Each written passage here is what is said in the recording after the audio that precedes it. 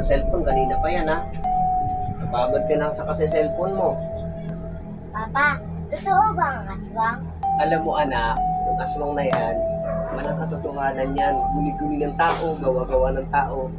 Hindi yan totoo. Papa, kung kasi nanonood ako ng cellphone, minsan nga nakikita ko kinakain pa yung tao. Ayan, yan ang sinasabi ko sa inyo. Panood kayo ng panood ng TV ng ganyan, tapos aswangan, mga takot naman kayo. Walang katotohanan yun. Lahat yun, anak, edited. Gawa lang sa pelikula. Pinagaganda yung pelikula, so nagagawa nila ng maganda. Matatakot ka. Huwag mong ano yun na totoo yun. Hindi totoo yun. Ah.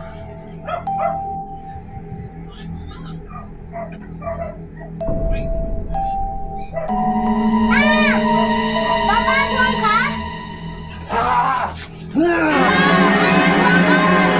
Sakalin!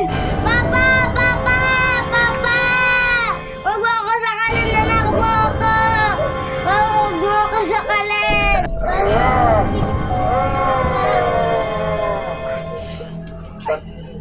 Papa, bitawan mo ako, bitawan mo ako, aswang ka.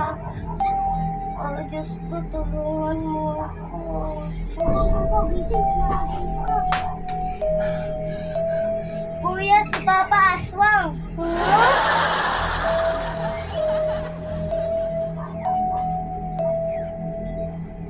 Totoo nga. Aswang ka daw, sabi ni Papa. Ano? Aswang pinagsasasabi mo? Mabuti pa matulog na kayo, hoy. Ano nyo nung katapanood ng cellphone, kaya yung mga utak nyo nasa cellphone na. Pati yung ako na pagkakamalan yung aswang, mabuti pa matulog na kayo. Matulog na kayo dalawa. Matulog na kayo dun! Dun! Akit na ron. Mag-pray ha, bago matulog. Ikaw, ano pang ginagawa mo rito? Umuwi ka na, huwag mo akong lalakihan ng mata.